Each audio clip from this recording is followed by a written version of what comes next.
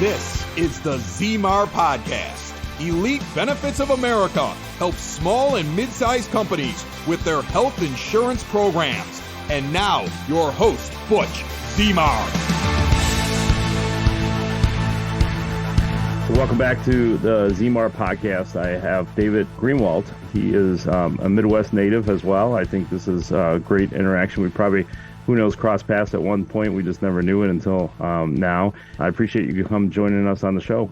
Thanks for having me. It's really a pleasure to be here, Butch. Can you give our audience just a little bit of background on it? I would love to do it myself, but you have a lot to bring to the table, and I think you'd be the best person to share some of that information. I've been interested in fitness my entire life. Don't ask me why. It's a part of my DNA. When I was in grade school, I wanted the President's Council on Physical Fitness Award, had that broad jump a certain distance, run, a certain distance in time, throw a baseball a certain distance. I wasn't a great athlete. I was a B team, C team kid. But for whatever reason, when it came to fitness, it just clicked for me and I really wanted it. I'm 10, 11 years old and I want this award. What the heck? So I got a couple of years. I've still got the patch and the sticker somewhere, tucked away. And I was so proud to get that. But my senior year of high school, a friend who was a year older than me invited me to come start training with him in the weight room. I started in 1982. Been doing that in some way, shape, or form. It's changed a lot, but it's, over the last 41 years. So I've never stopped training. Did bodybuilding and powerlifting in my 20s and 30s. I was a police officer at that time. Became an Illinois state trooper.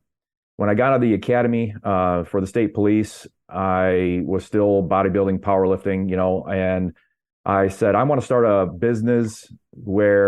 supplement business, mail order supplement business, where my goal will be if I can just make enough money to pay for my own protein powder, I'll be happy.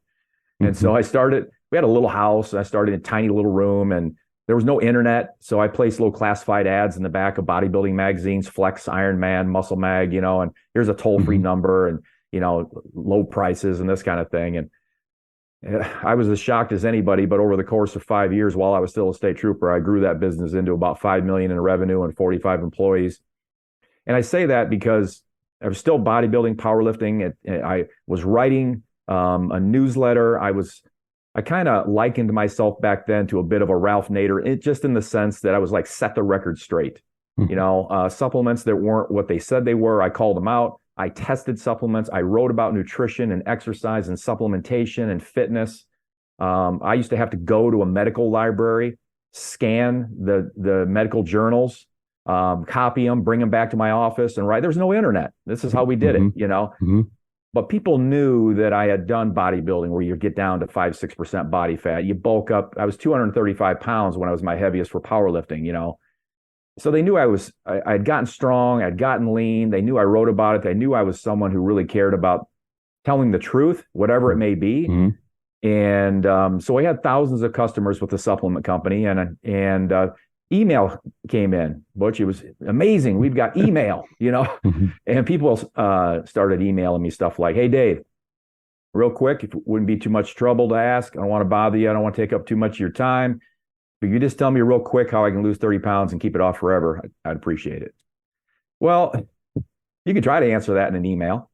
And I did, but I did try, but I also saw that I was really giving, incomplete answers and not doing them the justice they deserve. But I also found that here I am, state trooper, about to leave the state police because the business is doing well in the supplement side. But I'm also finding that trying to help people get from that someplace heavier, less healthy to someplace leaner and healthier, I was so passionate about wanting to do that. I so wanted to help them. And I just found my heart and soul just went to, I want to help these people. So that was around 97, 98. So I wrote a book about 500 pages. And the reason it's so long is I wanted it to be comprehensive. And I wanted to go beyond just nutrition and exercise.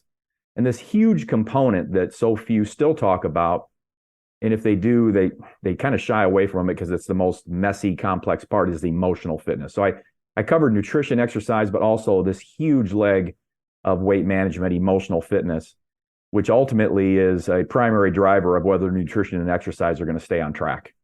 So I did that, started a coaching program in 1999, did it virtually, and have been a virtual health coach specializing in weight management since 1999. there's a lot has changed over the years, right? And so, and that one topic I had brought up, and you said that you love the content and you wanted to share it. And so, like when we go back before all the science, right? The medical books, the copies you made to bring back to your office, people didn't have access to any of that, right? And so there was a period of time where everybody was relatively healthy, especially in America, right?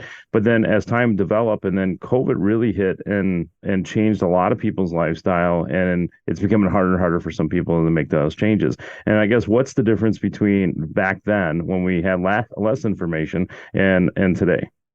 Great question. So COVID, in my view, just exposed our weakness. It exposed our vulnerability. That's what COVID did with regard to weight, obesity, the risk factors associated. It just exposed us to where we already were, what we were already doing, and the position we had already found ourselves in.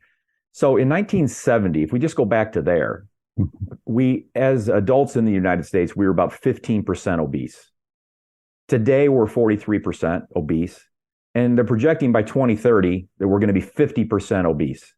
So we have just gone the wrong direction over the last 50 years. And like you were saying, so what's changed? What's going on? Well, the primary driver, in my view, if I was to sum it up, and I don't like reductionist views. I don't like single bullet theories. I don't like things that get boiled down to just one thing, and that's not what I'm doing. So I have to say collectively, what's contributed to where we are are all factors that promote in an obesogenic environment the overconsumption of ultra-processed food. All of those factors and all elements that go into that are the single greatest factors collectively for why we are where we are, including the fact that ultra-processed food is addictive for a higher number of people than people realize, and that even the research has caught up. They haven't caught up with that yet.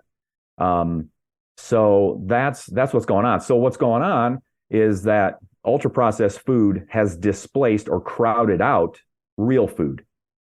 So what do we do? For hundreds of thousands of years as Homo sapiens, and up until maybe the last 70, 80, 90, 100 years, I don't know, take your pick. And I won't get in an argument with somebody whether it's 60 or 100 years.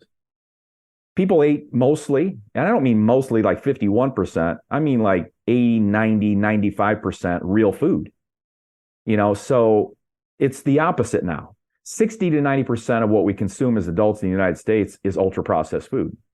So that's the difference. That's where books may not have been needed. Grandma and great-grandma to us now ate real food. There was almost, it was there, but almost no such thing as eating out. There were no fast food places. There was no convenience mart. There was no 24/7 access. There was no television promoting with marketing and advertising. So it's not like there was none of that. I mean, in the form of marketing or advertising, but it was just so limited. And if you just think about the availability of information we have access to now with the web and TV and all the digital sources, and it's absolutely insane. So we're in this incredibly obesogenic environment that, and by that, people probably already know, your listeners especially probably already know what that means, but I'll just say obesogenic in my view is just all factors that contribute to behaviors that promote obesity. That's why we are where we are. That's what's going on. We've completely turned things upside down with regard to real food versus ultra-processed food. And I'm happy to give my working definition of real food, but I'm happy to take it whatever direction you want to go. Yeah, there's a lot there. And so I want to make a small transition. I was listening to one other podcast that you were actually a guest on, and you had made a huge point, because one of the other excuses that we have today is that we're busier than ever, right? And so we're running around, and me included, I got 4 kids on the ice. We're running all over the place. We're at 5 different rinks. The list goes on, right? And so we're like, well, you have to adapt, right? And you have to feed the kids, you have to feed yourself.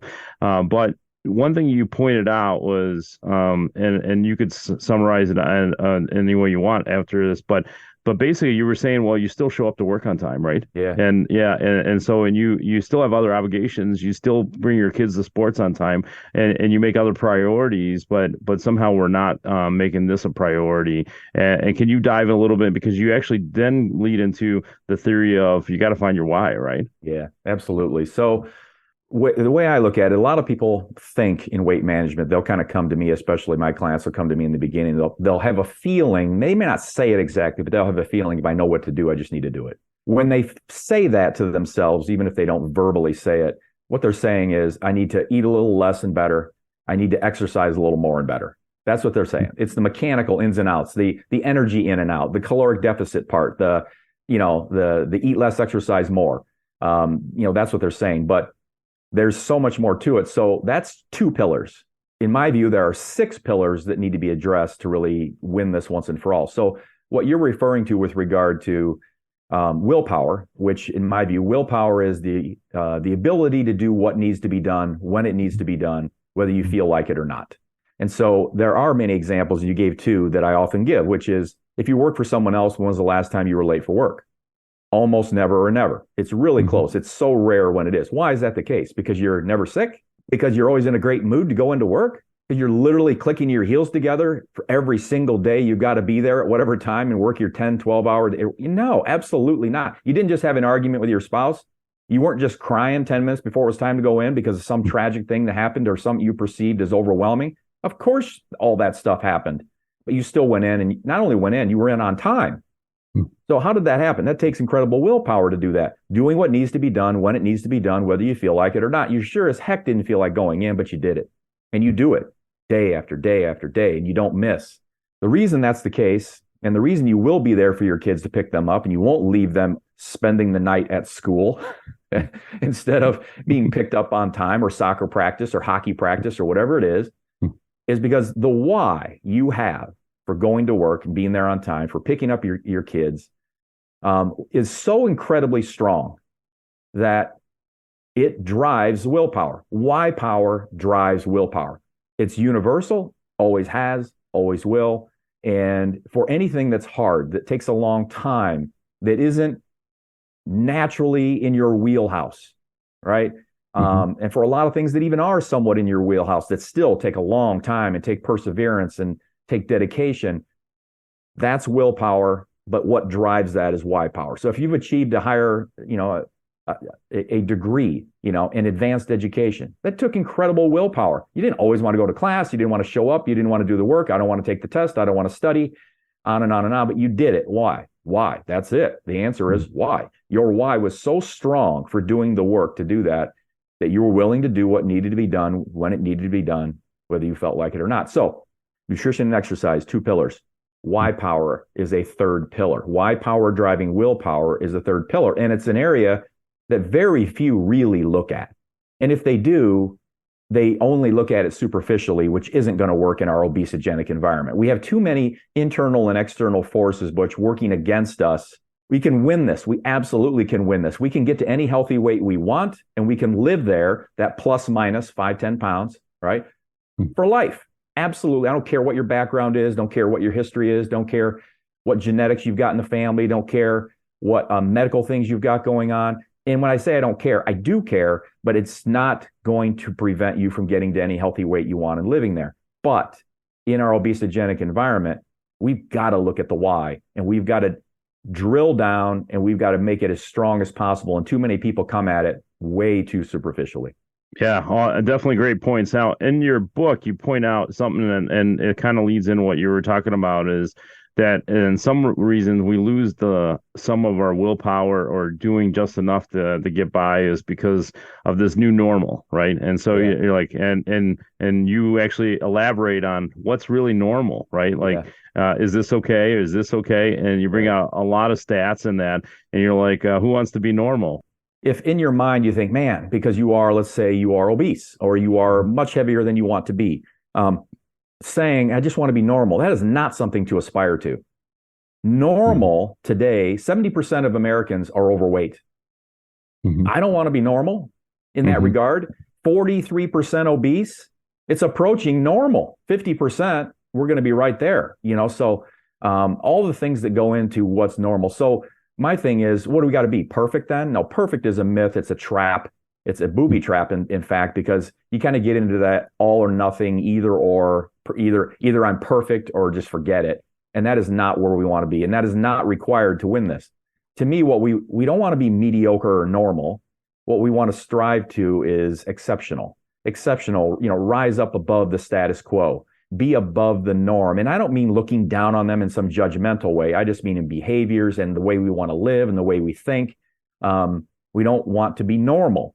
So it's not something to strive for. So rising up without being judgmental is more the goal, and definitely not perfection. That's not something to strive for, because that's just going to set you up for failure. Sure. And so leading into people that want to make those changes, right? They don't want to be normal. They don't want their current normal, at least, and they want to make changes. And so could you kind of touch on some of these I always call them fad diets, because I do think little pieces of each one actually work. I'm not a fitness guy, so I don't take my advice, but I feel like it's little pieces here and there, but then people don't, embrace it fully enough or long enough, and they usually give up. And then in your book, you also talk about these one meal losers, which I think transitions to a good conversation to have about intermediate fasting. And so can you comment on those? Sure. So, intermittent fasting has been around for a long time. And I kind of chuckle because you're considered to be, intermittent fasting, so to speak, if you've gone longer than about 6 hours from consuming anything with any caloric value, So I always say I'm intermittent fasting every day. I go to sleep. I wake up 7 or 8 hours later. Breakfast is I have broken my fast. Breakfast. That's what it is. You're breaking your fast. So, I just kind of chuckle and I say I'm breaking my fast. So I intermittent fast, every single day if I want to be, in vogue and all that. So here's the thing. I'm not against intermittent fasting. I think that it can work for certain people. What intermittent fasting typically does is it doesn't tell you what to eat, but it gives you parameters on when to eat. A real common strategy is a 16-8, where you fast 16 hours a day and you eat and you can eat within an 8-hour window. Now, at the most loose definition of that, it's not telling you what to eat. It's just saying you've only got 8 hours to get it in.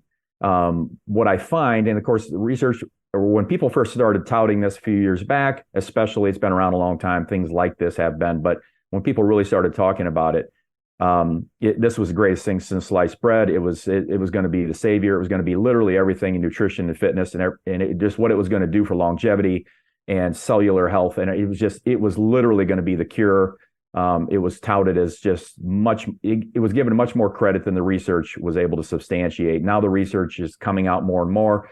And what they're finding is your mileage may vary. It may help you because it does put these parameters on when to eat. So you say, look, I can only eat from noon to 8 p.m. Okay. What I found with my clients is it can be okay for some people, but what happens is, if someone doesn't address the 6 pillars that we've talked about, 3 of them, if they don't address the 6 pillars, the obese mind or the overweight mind is going to find a way. Okay. So you give me 8 hours, I'll still overeat. Okay. Well, then what some people have done is, all right, you're overeating in 8 hours. So what we're going to do is we're going to do a 20 and a 4. We're going to compress the window, 20 hours of fasting, 4 hours of eating. The mind that is still hooked under the influence, so to speak, of these ultra processed foods and all of the industrial additives and everything else, but the mind that's still under the influence will find a way in 4 hours to overeat unless you've addressed the pillar. So intermittent fasting can work for people as far as weight management and health and all that, but there are also potential issues with it that people should be concerned with. It isn't a one size fits all. It may not be good for women who are hoping to get pregnant or who are pregnant. We're down to 1 or 2 meals a day. What are we doing about nutrients? What's going on there? People that have certain medical conditions, diabetes, and other factors. Age. People are more likely, believe it or not, to have falls if they are following something that's intermittent fasting rather than not. Now, it probably has a lot to do with blood sugar regulation and this kind of thing, but I'm just saying that it isn't the answer. It might help. It might be a tool or a strategy along with the 6 pillars, that I'm mentioning here, because you got to have nutrition, exercise. Why? You got to address compulsive eating. You've got to address emotional fitness. You've got to have support if you really want to win this and make it the easiest on you. So if intermittent fasting fits in there, great. Ketogenic dieting, kind of same thing. I'm going along with kind of your just general premise. Right. Ketogenic diet, same thing. You want to bring carbs all the way down to 30 grams a day. It helps you pay attention to labels. It helps you eliminate added sugars. That's great. Your mileage may vary. I don't find 95% of people who start it stick with it, because ultimately carbohydrates are just so prevalent in our society, and people just find eventually, I just want carbs. I want some carbs. But not everybody's that way. And again, if it can be a tool used in the mix of the things that are really necessary, the pillars, then fine. And as in my program, I'm not someone someone says, hey, I'm doing keto. I'm like, okay, well, we can support that. Let's make sure these other pillars are in place. Let's make sure good nutrition is in place. Let's make sure we're doing this and that while you're doing keto, and you'll be fine. Intermittent fast. Hey, I'm doing intermittent fasting. And you were talking about one meal losers. There's something called OMAD now. I don't know if you've heard of that. One meal a day. So they take an intermittent fasting, Butch, all the way down to this compression where they're like, all right, 20 hours of fasting and 4 hours of eating didn't work. Let's go one meal a day. That's it. 23 hours of fasting. But a lot of times what some people will do with that is they will eat for an hour. They're getting in 2,000 calories, 3,000 calories, in an hour. Pretty tough to have a really nice assimilation of the nutrients. It's pretty tough to absorb more than about 60 grams of protein in a sitting. Are you getting enough protein if you're doing that? Are you getting all the nutrients you need if you do that? And also, by the way, I'm going to say again, unless you've addressed the pillars and the mindset and emotional fitness and why and all that stuff, you can still out eat it. I mean, you can still eat to excess and not lose weight doing one meal a day. I mean, it depends on what you're eating, how you're doing it, and all that. So we got to be careful with some of these things. And but I'm not someone who's dogmatically like against these things if they are as intelligently as we can being used as a tool in the overall mix. Yeah. Just on another side note, so the first time I ever tried it myself, it was actually during COVID. Figure I'd give it a shot. And the only thing that I really got out of it, because just like many of the people you talk to, probably didn't do it correctly. It helped in certain ways. I think I ended up increasing the amount of energy, and I did try to focus a little bit on the foods that was eaten in that window. But even to this day, so we're talking about almost 3 years later, the only thing that I could recall of my success, if you will, is the mental mindset of the skipping the meal, right? What it did teach me is I could go to an event or a family get together, and even if I'm over hungry, there's still an element of control that wasn't there before. And it probably always was. It just, now it's a mental mindset where now I'm more aware of it.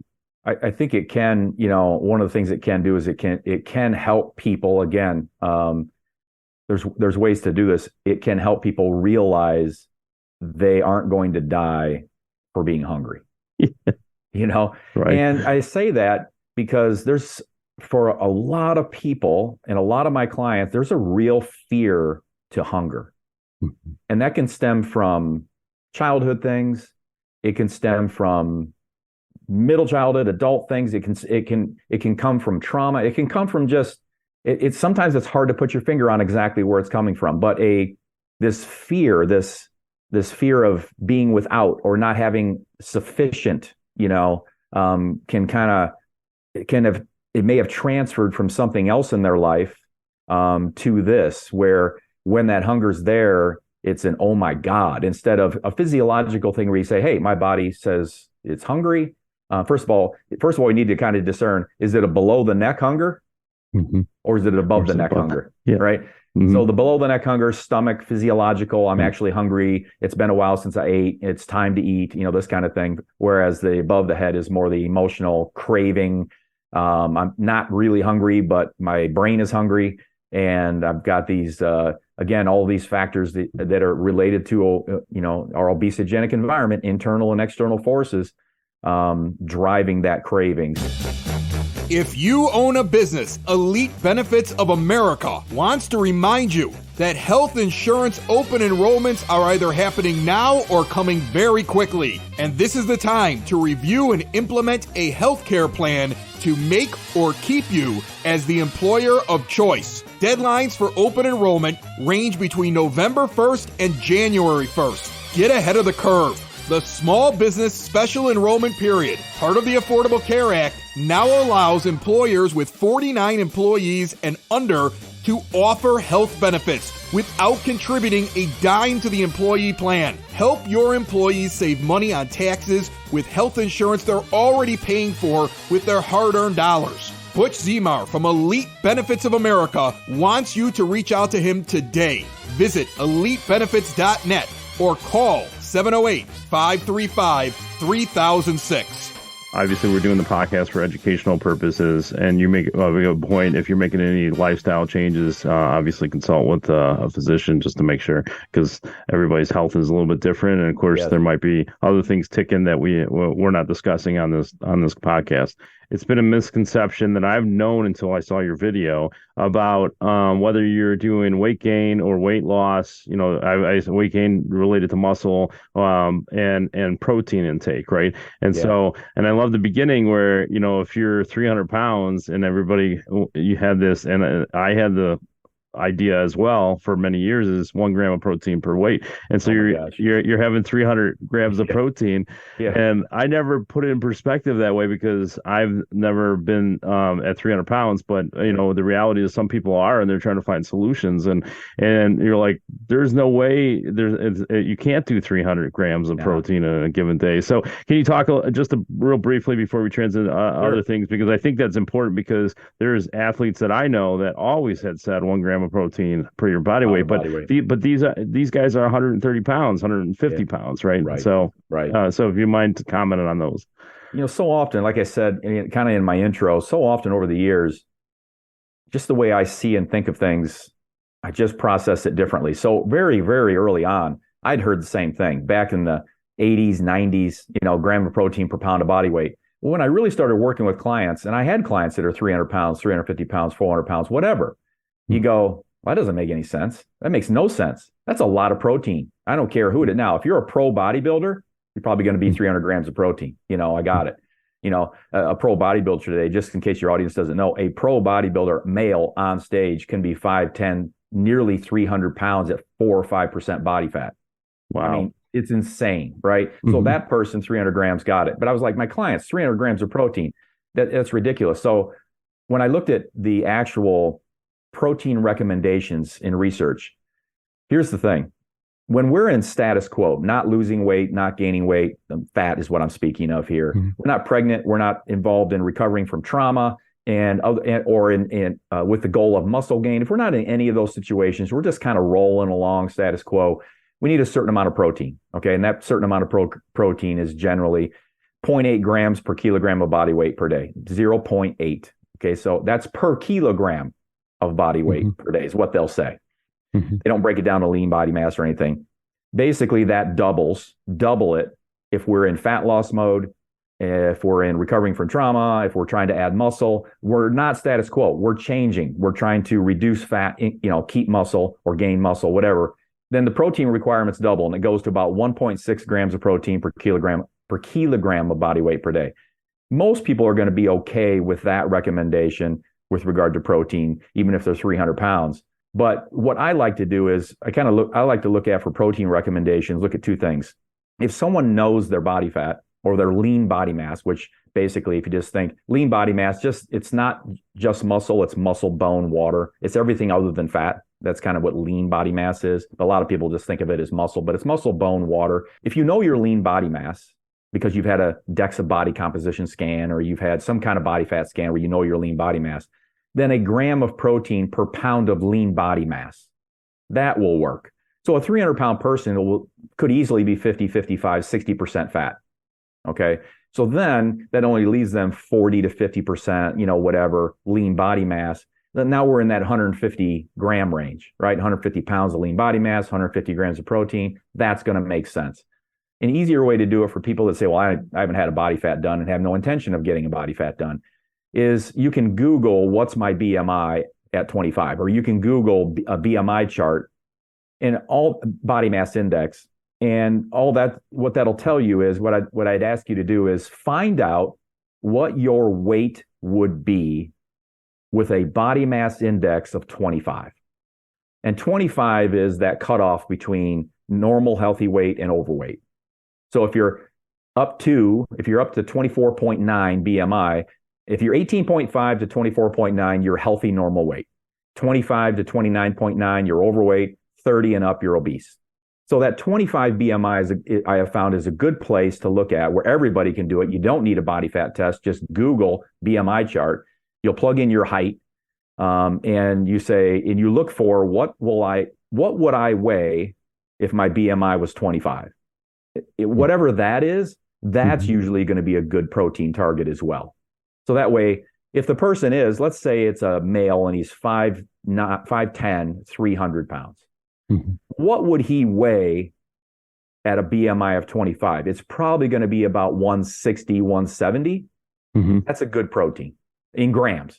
Whatever that weight is in pounds, the protein in grams, it'll match pretty well. So anybody can look that up and find that real easily. And you spread that out over, 3, 4, 5, 6 meals, whatever it is, feedings a day. And everybody will do real well with that. The only people I would caution is anybody that's being treated for, kidney issues, but really only if you're being treated for it, because otherwise higher protein intake is not hard on the kidneys at all. But if your kidneys are already compromised, then it's something you'd want to do in concert with your physician.